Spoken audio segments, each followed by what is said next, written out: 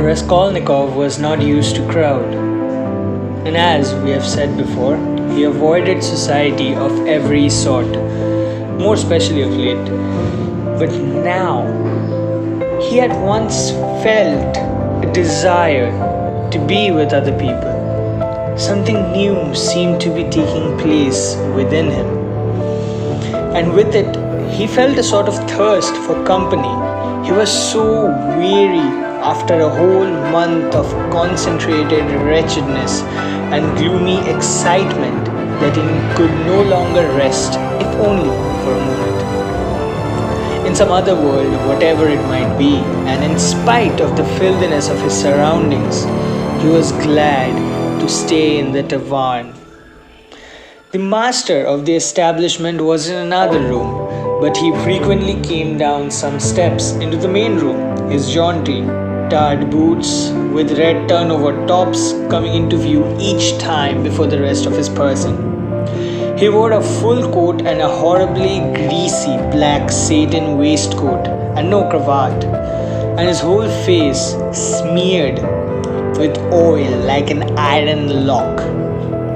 At the counter stood a boy of about 14 and another boy somewhat younger, who handed whatever was wanted. On the counter laid some sliced cucumber, some pieces of dried black bread, and some fish chopped up small, all smelling very bad. It was insufferably close and so heavy with the fumes of spirits that every 5 minutes in such an atmosphere might as well make a man drunk. There are chances meeting with strangers that interest us from the first moment before a word is spoken. Such was the impression made on Raskolnikov by the person sitting a little distance away from him, who looked like a tired clerk, a young man who often recalled his impression afterwards and even ascribed it to persistent wit. He looked repeatedly at the clerk, partly no doubt because the latter was staring persistently at him, obviously anxious to enter into conversation. At the other persons in the room, including the tavern keeper, the clerk looked as though he could use their company. He was a man over 50, bald and grizzled, of medium height and stoutly built. His face, bloated with continual drinking, was of a yellow, even greenish, tinge with swollen eyelids out of which keen reddish eyes gleamed like little chinks. But there was something very strange in him, and there was a light in his eyes, as though of intense feeling. Perhaps there were even thoughts and intelligence, but at the same time there was a gleam of something like madness. He was wearing an old and hopeless ragged black dress coat with all of its button missing except one, and that one was buttoned, evidently clinging to the last trace of respectability. A crumpled shirt front covered with spots and stained protruded into his canvas waistcoat. Like a clerk, he wore no beard nor moustache, but had been so long unshaven that his chin looked like a stiff greyish brush, and there was something respectable and unofficial about his manner too. But he was restless. He ruffled up his hair from time to time, let his head drop into his hands, dejectedly resting his ragged elbows on the stained and sticky table. At last he stood straight at Raskolnikov and said aloud, "May I venture, honored sir, to engage you in this polite conversation? For as much as though your exterior would not command respect, my experience astonishes me, and that you are a man of education and not accustomed to drinking. I've always respected education when in conjunction with genuine sentiments, and besides, a titular counselor in rank. Marmetelov, such is my name, titular counselor. I am bold to inquire, have you been in the service? No, I'm studying, said the young man, somewhat surprised at the grandiloquent style of the speaker and also at being so directly addressed. In spite of the momentary desire he had just been feeling for company of any sort, on being actually spoken to, he immediately felt his habitual, irritable, and uneasy aversion for any stranger who approached or attempted to approach him. A student then, a former student, cried the clerk. Just what I thought. I'm a man of experience, immense experience, sir. And he tapped his forehead with his finger in self-approval. You have been a student or have attended some learning institution. But allow me. He got up, staggered, took up his jug and glass and sat down beside the young man, and facing him a little sideways, he was drunk, but spoke fluently and boldly, only occasionally losing the thread of his sentences and drawling his words. He pounced upon Raskolnikov as greedily as though he had not been spoken to a soul for a month. Honored sir, he began almost with solemnity, poverty is a vice. That's a true saying. Yet I know, too, that drunkenness is not a virtue, and that's even more truer. But beggary, honored sir, beggary is a vice. In poverty, you may still retain your innate nobility of soul, but in beggary, never. No one. For beggary, a man is not chased out of human society with a stick. He is swept out with a broom, so as to make it as humiliating as possible. And quite right too, as much say as in beggary. I'm ready to be the first to humiliate myself. Hence the pothouse. Honored sir, a month ago, Mr. Lebezitanikov gave my wife a beating. My wife is very different matter to me. Do you understand? Allow me to ask you a question out of curiosity. Have you ever spent a night on a hay barge on the Neva? No. I have not happened to, said Raskolnikov. What do you mean? Well, I've just come from one, and it's fifth night I've slept, so... He filled his glass, emptied it, and paused. Bits of hay were in fact clinging to his clothes and sticking to his hair.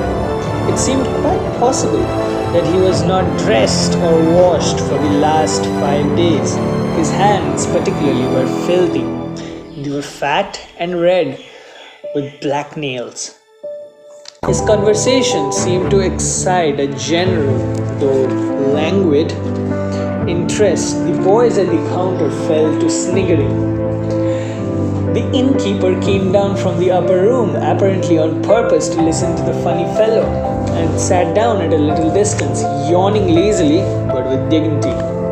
Evidently, Marmeladov was a familiar figure here, and he had likely acquired his weakness for high-flown speeches from the habit of frequently entering into conversation with strangers of all sorts in the tavern. This habit developed a necessity in some drunkards, and especially in those who looked after sharply and kept in order and how. Hence, in the company of other drinkers, they tried to justify themselves and even, if possible, obtain consideration. Funny fellow, pronounced the innkeeper, and why don't you work? Why aren't you at your duty if you are in the service? Why I'm not duty, sir? He went on, addressing himself exclusively to Raskolnikov as though it had been he who had put the question. Why I'm not on duty? Does my heart ache to think that what a useless worm I am? A month ago, when Mr. Lebezitanikov beat my wife with his own hands and I lay drunk, didn't I suffer? Excuse me, young man, has it ever happened to you? Well, to petition hopelessly for a loan. Yes, it has. What do you mean by hopelessly? hopelessly in the fullest sense when you know beforehand that you will get nothing by it. For instance, beforehand with positive certainty that this man, this most reputable and exemplary citizen, will on no consideration give you money, and an intent, I ask you, why should he? For all he knows, of course, that I shall not pay him back. From compassion? But Mr. Lazalnikov, who keeps up with modern ideas, explained the other day that compassion is forbidden nowadays by science itself, and that's what has been done in England, where there is a political economy. Why, I ask you, should give it to me? And yet, though I know beforehand that he won't, I set off to him, and why do you go? Put on Raskolnikov. Well, when one has nowhere else one can go, for every man must have somewhere to go, since there are times when one absolutely must go somewhere. When my own daughter first went out with a yellow ticket, then I had to go, for my daughter had a yellow passport. He added in parenthesis, looking with a certain uneasiness at the young man. No matter, sir, no matter. He went on hurriedly and with apparent composure when both the boys at the counter quaffed and even the innkeeper smiled. No matter. I'm not confounded by the wagging of their heads, for everyone knows everything about it already, and all that is secret made wide open. And I accept it all, not with contempt, but with humility. So be it, so be it. Behold the man. Excuse me, young man, can you, no, to put it more strongly, more distinctly, no, but dare you looked upon me, assert that I'm not a pig? The young man did not answer a word. Well, the orator began stoically and with even increasing dignity after waiting for the laughter in the room to subside. Well, so be it. I'm a pig, but she is a lady. I have the semblance of a beast, but Katerina Ivanovna, my spouse, is a person of education, an officer's daughter. Granted, I am a scoundrel, but she is a woman of noble heart, full of sentiments, refined by education, and yet, oh, if she only felt for me. Honored sir, every man ought to have at least one place where people feel for him. But Katerina Ivanovna, though she's magnanimous, she's unjust. And yet, although I realize that when she pulls my hair, she only does it out of pity. For I repeat, without being ashamed, she pulls my hair, young man. But by God, if she would but once. But no, it's all in vain, and it's no use talking. For more than once, my wish did not come true. And more than once she had felt for me, but such is my fate. And I am but a beast by nature. Rather, said the innkeeper, yawning. Marmeladov struck his fist resolutely on the table. Such is my fate. Do you know, sir, I have sold her very stockings for drink. Not her shoes, that would be more or less in order of things, but her stockings. Her stockings I have sold for drink. Her mohair shawl I sold for a drink. A present to her long ago, her own property, not mine, and we live in a cold room. And she caught cold this winter. And she begun coughing and splitting blood too. We have 3 little children, and Katerina Ivanovna is at work from morning till night.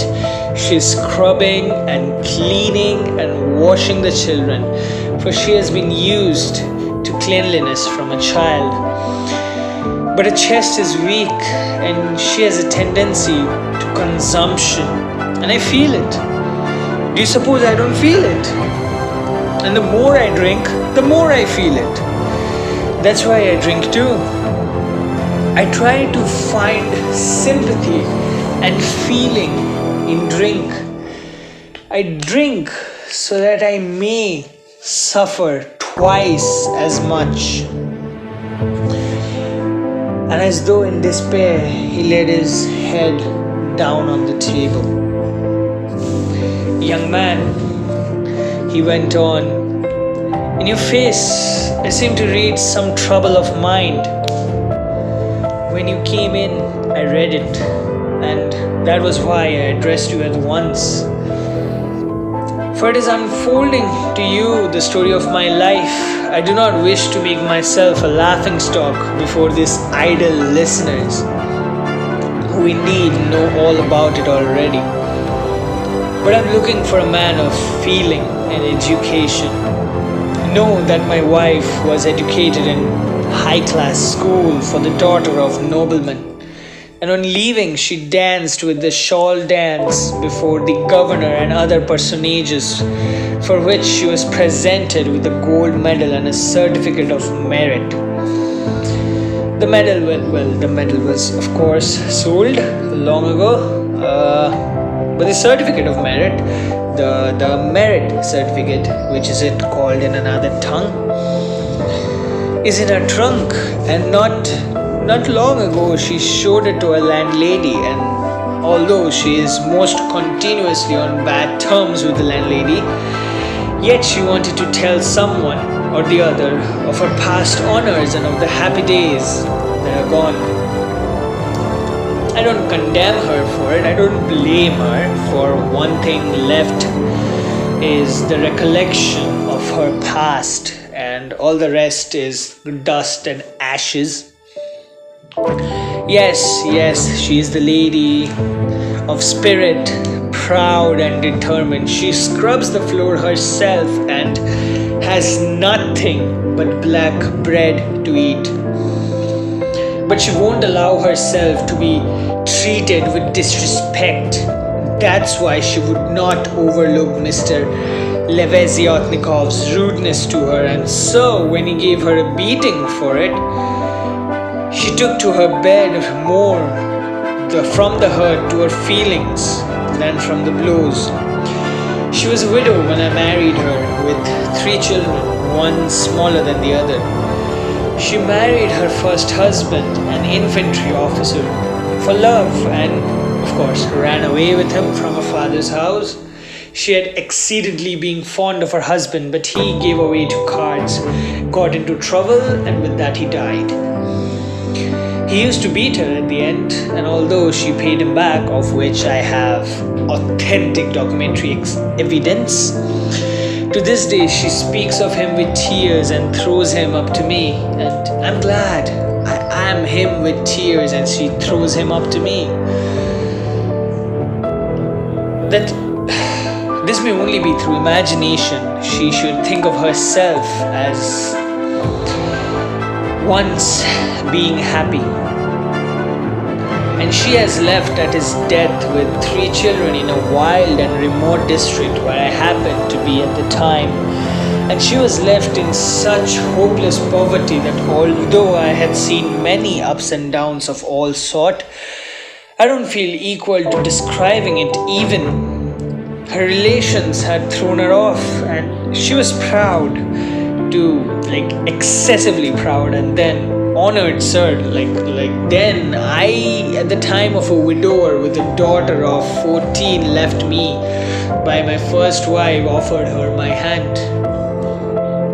For I could not bear the sight of such suffering. You can judge the extremity of her calamities, but that woman is a woman of education and culture and distinguished family.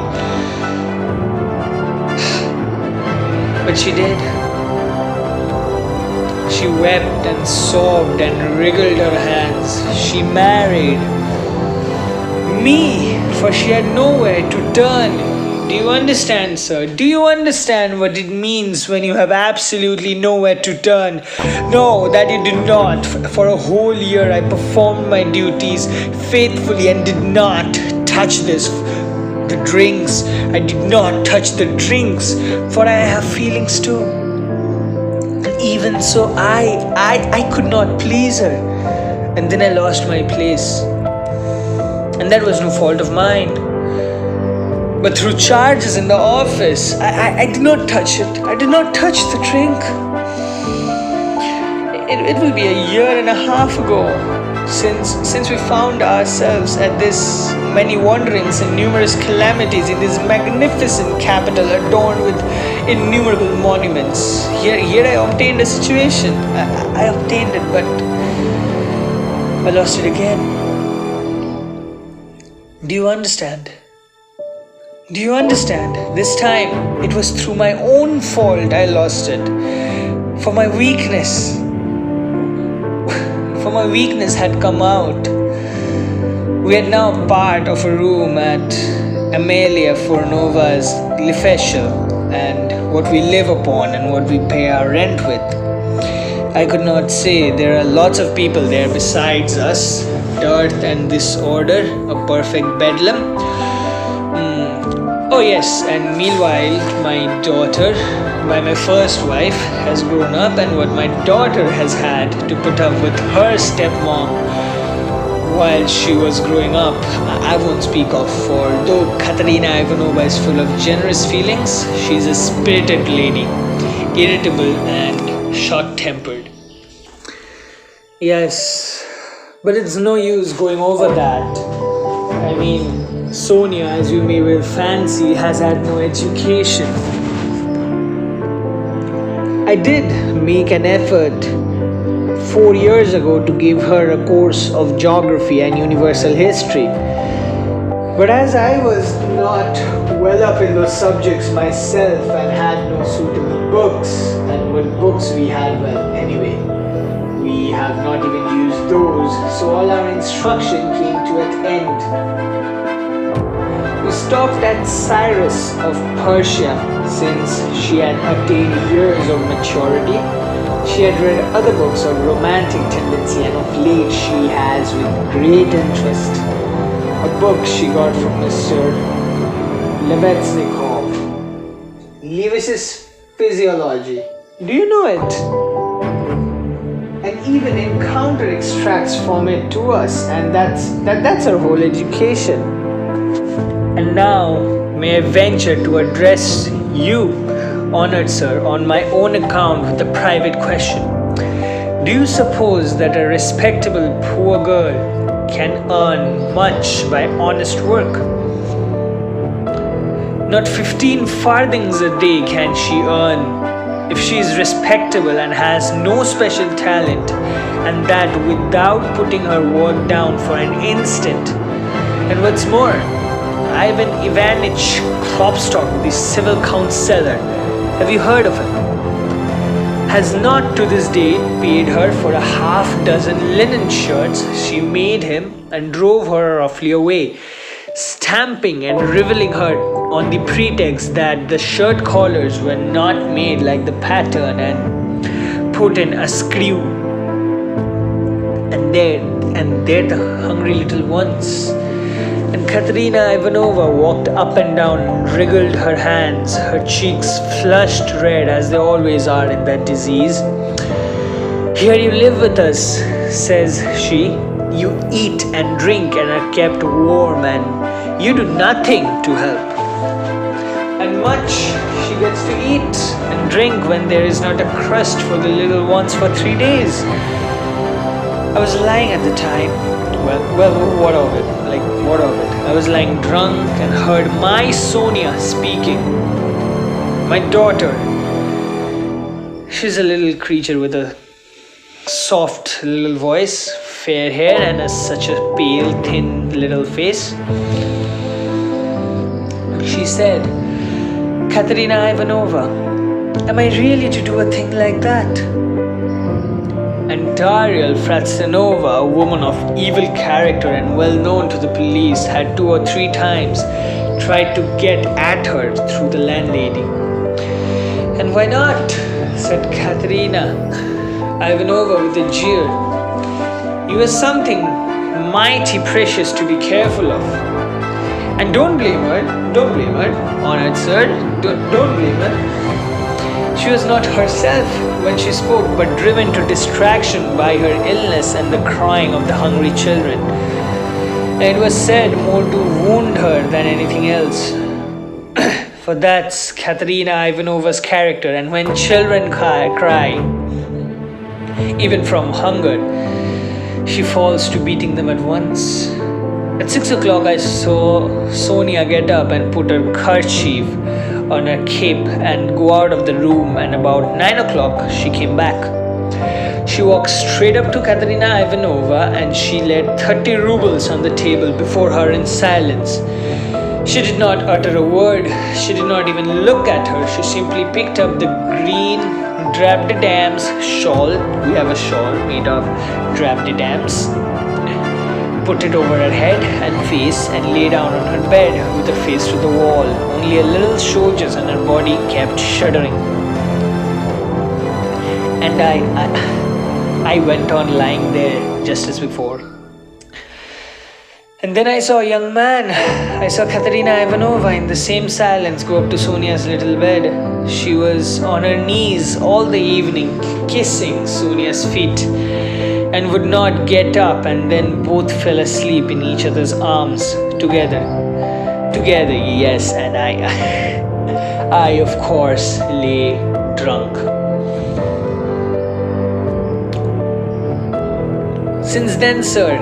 Since then, owing to an unfortunate occurrence and through information given by evil-intentioned person in which all of Darlia Fratsinovas took a leading part on the pretext, she had been treated with want of respect since my daughter Sofia Semenova has been forced to take a yellow ticket, and owing to that she is unable to go on a living with us. For our landlady Amalia Fyodorova would not hear of it, and Mr. Levetsnikov too. All the account between him and Katerina Ivanova was Sonia's trouble. At first he was making up to Sonia himself, and then all of a sudden he stood on a dignity. How can a highly educated man like me live in the same rooms with girls like that? And Katerina Ivanova would not let us past. She stood up for it, and so that's how it happened. And Sonia comes to us now, mostly after dark. She comforts Katerina Ivanova and gives her all she can. She has a room at Kopernoz the tailor. She dislodges them. Kopernoz is a lame man with a cleft palate, and all that his numerous family have left palates too, and his wife too has a cleft palate. His Excellence Ivan Afnovich, do you know him? No? Well, then he's a man of God. You don't know him. He's wax before the face of Lord, even as wax melteth. Marmedelov, once already you have deceived my expectations. I will gladly once more take my own responsibility. Remember, and now you can go.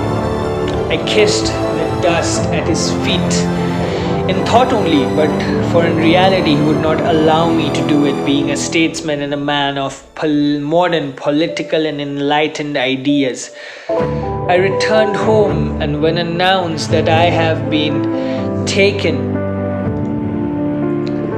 back into service and should receive a salary, heavens, what to do there was. Marmeladov stopped again in violent excitement. At that moment, a whole party of revelers, already drunk, came in from the street, and the sounds of a hired concertina and the cracked, piping voice of a child of 7 singing "The Hamlet" were heard in the entry. The room was filled with noise. The tavern keeper and the boys were busy with the newcomers. Marmeladov, paying no attention to the new arrivals, continued his story. He appeared by now to be extremely weak, but as he became more and more drunk, he became more and more talkative. The recollection of his recent success in getting the situation seemed to revive him and was positively reflected in the sort of radiance on his face. Raskolnikov listened attentively. "That was 5 weeks ago, sir." "Yes, as soon as Katerina Ivanovna and Sonia heard of it. Mercy on us! It was as though I stepped into the heaven, the kingdom of heaven. It used to be you can lie like a beast, nothing but abuse. Now they were walking on tiptoes, hushing the children. Semyon Zahanovich is tired with his work at the office. He's resting. Shh! They made me coffee before I went to work and boiled cream for me. They began to get real cream for me. Do you hear that? Real cream. And how they managed to get together the money for a decent outfit? 11 rubles and 50 kopecks? I can't guess. Boots, cotton shirt fronts, most magnificent, a uniform. They got up all in splendid style for 11 rubles and a half. The first morning I came back from the office, I found Katerina Ivanovna had cooked 2 courses for dinner, salt and soup meat with horseradish, which we had never dreamt of till then. She had not any dresses, none at all, but she got herself up as though she were going on a visit. And not that she had anything to do with it, she smartened herself up with nothing at all. She had done her hair nicely, put on a clean collar of some sort, cuffs, and there she was. Quite a different person. She was younger and better looking. Sonia, my little darling, had only helped with money for the time, she said. It won't do for me to come and see you too often. After dark, maybe, when no one can see me. Do you hear? Do you hear? I lay down for a nap after dinner, and what do you think? Though Katerina Ivanovna had quarreled to the last degree with our landlady, Amelia Fyodorovna, only a week before, she could not resist then asking her in for coffee. For 2 hours they were sitting, whispering together. Semyon Zaharovich is in service again and receiving a salary, says she, and he went himself to His Excellency, and His Excellency himself came out to him, made all the others wait, and led Semyon Zaharovich by the hand before everyone into his study. Do you hear? Do you hear? To be sure, says Semyon Zaharovich, remembering your past services and in spite of your propensity to that foolish weakness, I rely now on your word as a gentleman. And all that, let me tell you, she had simply made up for herself, and not simply out of wantonness, but of the sake of bragging. No, she believes it all herself. She amuses herself with her own fancies. Upon my word, she does. And I don't blame her for it. No, I don't blame her. 6 days ago, when I brought her my first earnings in full, 23 rubles and 40 kopecks altogether, she called me her puppet. Puppet, said she, my little puppet. And when we were by ourselves, you understand, you would not think me a beauty. You would think much of me as a husband, would you? Well, she pinched my cheek.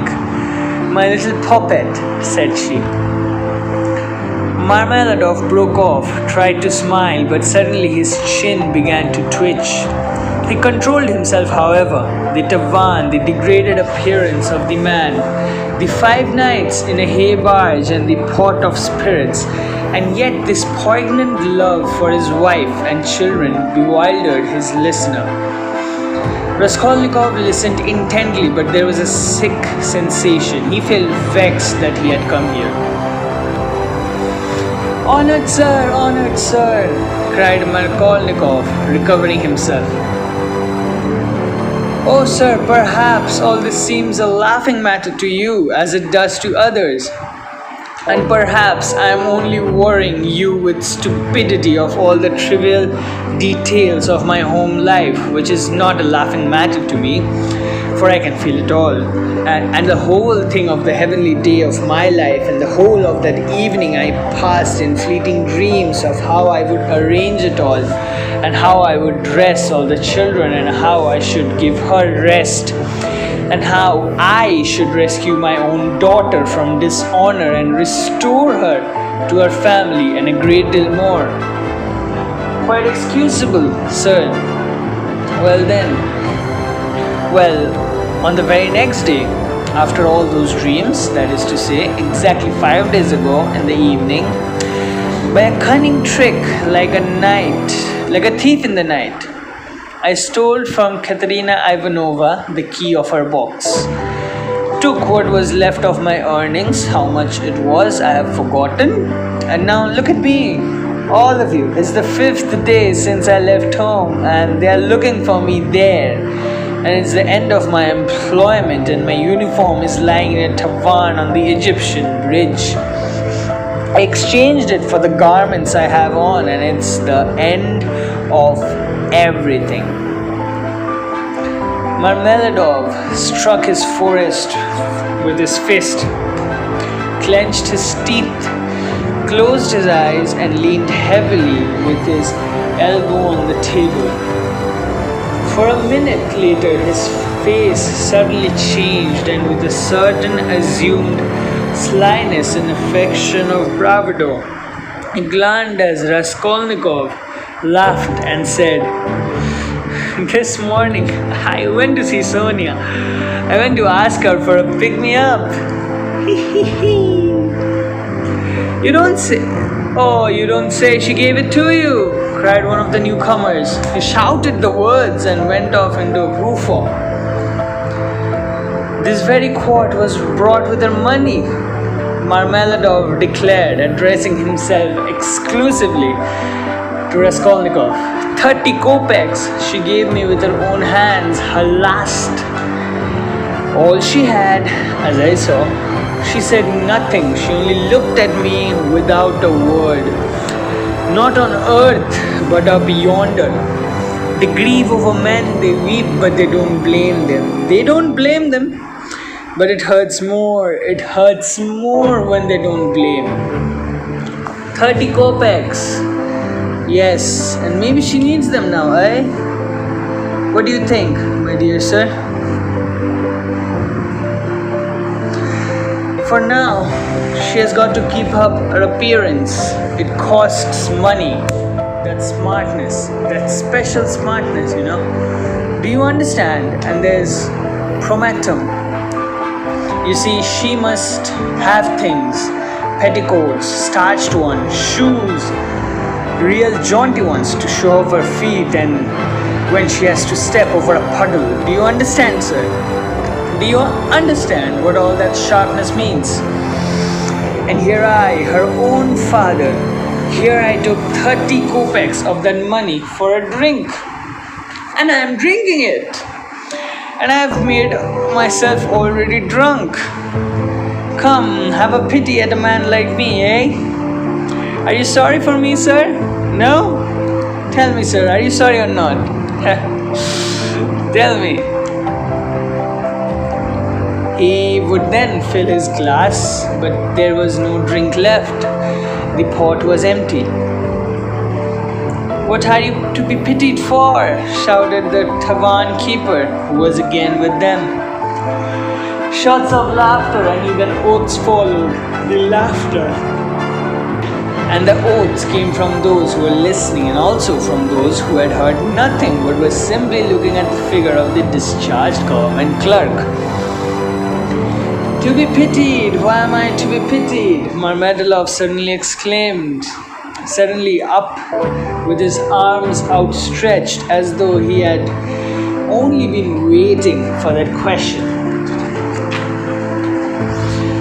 "Why am I to be pitied, you say? Yes, there's nothing to pity me for. I ought to be crucified. Crucified on a cross, not pitied. Crucify me, O judge, crucify me, but pity me. And then I will go on of myself to be crucified. For it's not merrymaking I seek, but tears and tribulation. Do you suppose you sell that this pint of yours that is so sweet to me?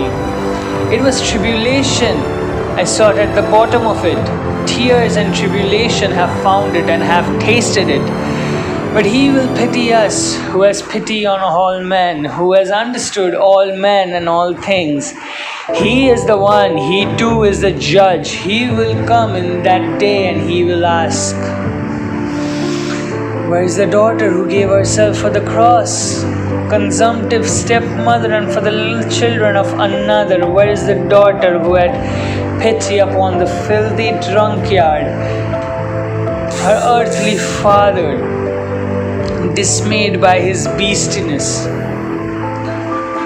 And he will say, come to me, I have already forgiven thee once, I have forgiven thee once. Thy sins, which many have forgotten thee, have not hast loved much. And I will forgive my Sonia. He will forgive, I know it. I felt it in my heart when I was with her just now. And he will judge and will forgive all, the good and the evil, the wise and the meek. And when he has done with all of them, then he will summon us. You too, come forth. Come forth, dear drunkards. We shall all come forth without shame. Ye weak ones, come forth, ye children of shame. And he will say unto us, ye are swine, made in the image of the beast with his mark. But also, ye also. And the wise ones and those of understanding will say, O Lord, why dost thou receive these men?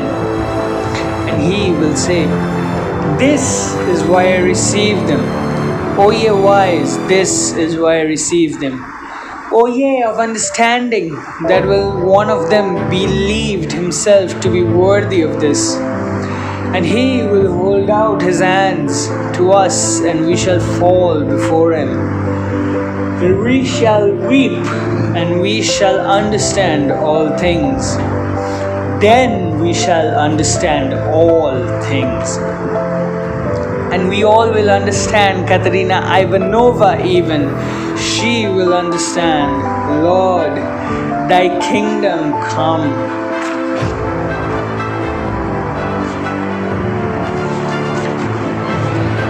And he sank down on the bench, exhausted and helpless, looking at no one, apparently oblivious of his surroundings and plunged in deep thought.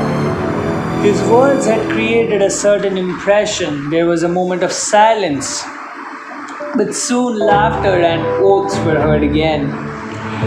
That's his notion. Talked himself silly. A flying clerk he is. And so on and so on. Let us go, sir, says Marmeladov all at once. Come with me, Kozel's house, looking into the yard. I am going to Katerina Ivanova. It's time I did. Raskolnikov had for some time been wanting to go, and he had meant to help him. Marmeladov was much unsteadier on his legs than in his speech. He leaned heavily on the young man. They had 200 or 300 paces to go. The drunk man was more and more overcome by dismay and confusion as they drew nearer the house. It's not Katerina Ivanova I'm afraid of, he muttered in agitation, and that she will begin pulling my hair What does my hair matter? Bother my hair. That's what I say. Bother it. Indeed, it will be better if she does begin pulling it. That's not what I'm afraid of. It's her eyes that I'm afraid of. Yes, her eyes. The red of her cheeks too. Like, it frightens me. And her breathing too. Have you noticed how people in that disease breathe? When they're excited, I'm frightened of the children's crying too. For if Sonia had not taken the food, I don't know. I don't know what's happened. I don't know. But blows, I'm not afraid. No, sir, that such blows are a pain to me. And even an enjoyment. In fact, I can't get on without it. It's much better. Let her strike me.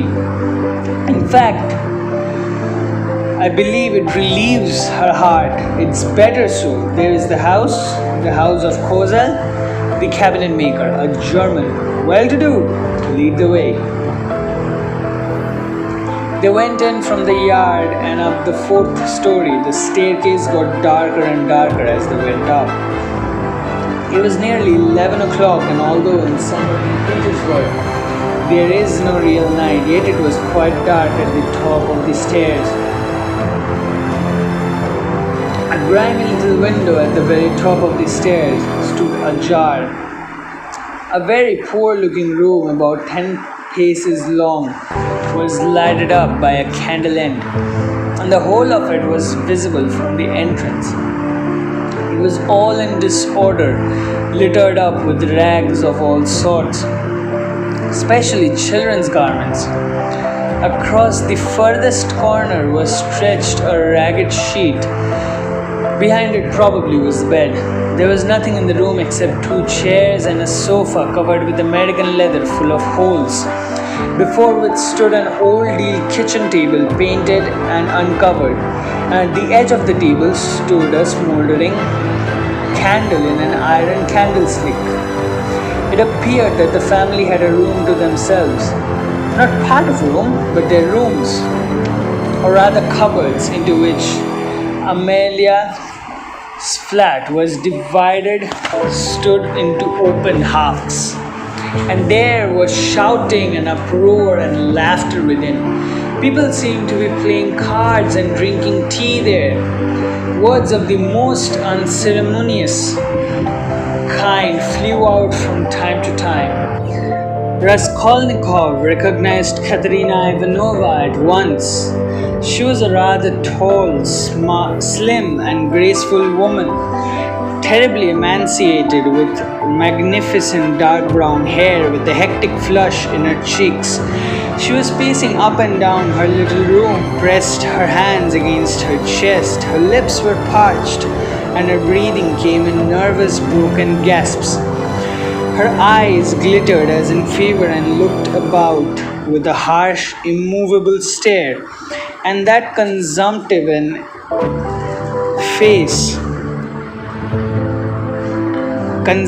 excited face, with the last flickering light of candle end playing upon it, made a sickening impression.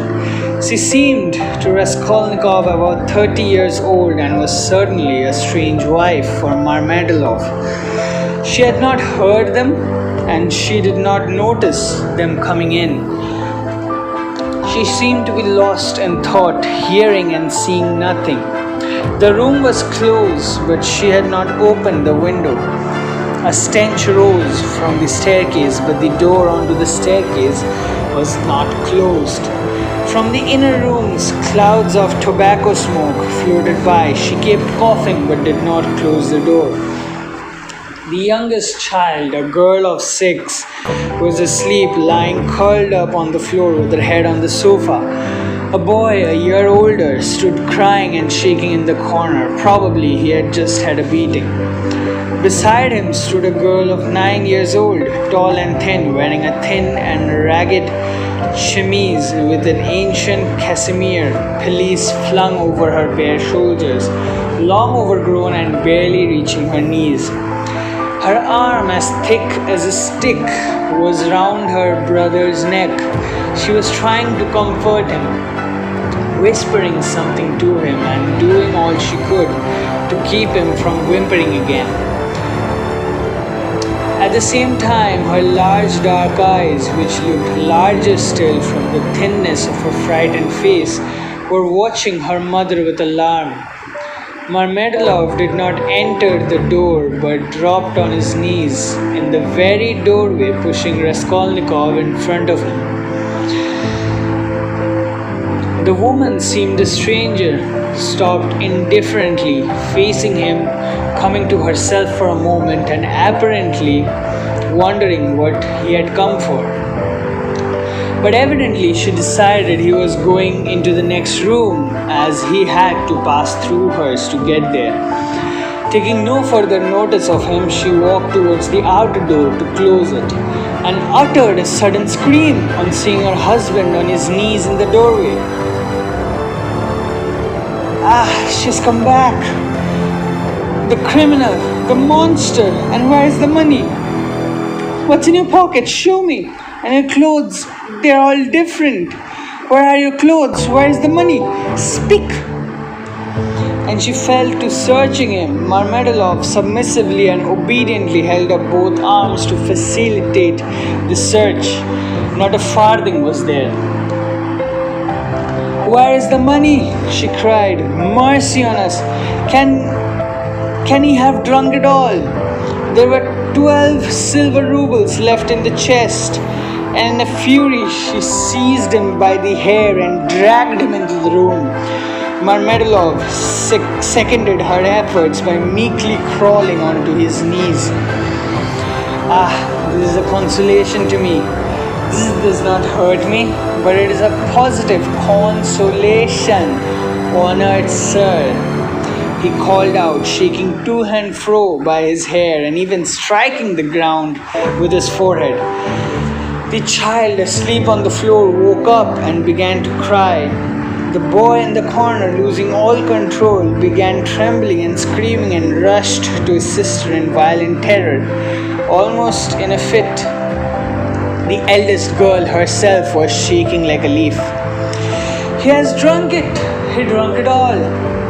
The poor woman screamed in despair, and his clothes are gone, and they are hungry. Hungry! Oh, accursed life! And you! Are you not ashamed? She pounced on Raskolnikov. From the tavern! Have you been drinking with him? Have you been drinking with him? Go away! I said, go! The young man was hastening away without uttering a word. The inner door was thrown wide open and an inquisitive face were peering in at it. Coarse laughing faces with pipes and cigarettes and heads wearing caps thrust themselves in at the doorway. Further in could be seen figures in dressing gowns flung open in costumes of unseemingly scantiness, some of them with cards in their hands. They were particularly diverted when Marmeladov, dragged about by his hair, shouted that it was consolation to him. Then even began to come into the room.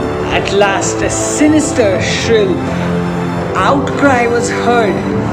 His came from Amelia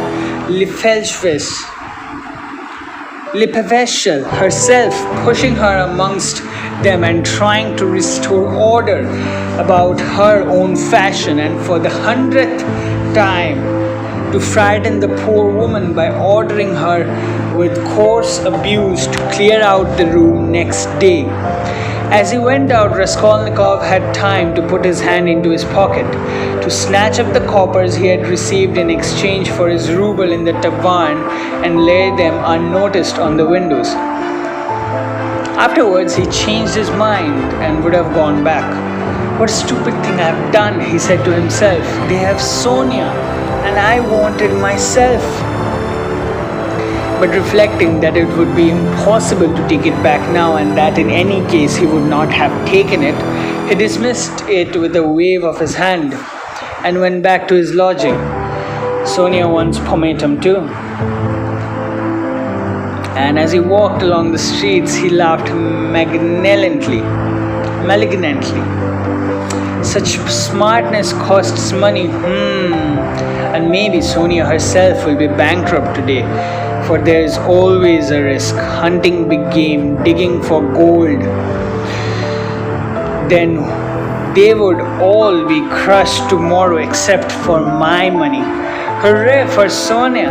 What a mine they have dug there, and they're making the most of it. Yes, they're making the most of it. They'd wept of it and grown used to it. Man grows used to everything. The scoundrel. He sank into that thought. And after a moment's thought, he cried, "And what if I'm wrong? What if the man is not really a scoundrel? I mean, the whole race of mankind, that all the rest is prejudice, simple artificial terrors, and that there are no barriers, and it's all as it should be. And just what if I am wrong?"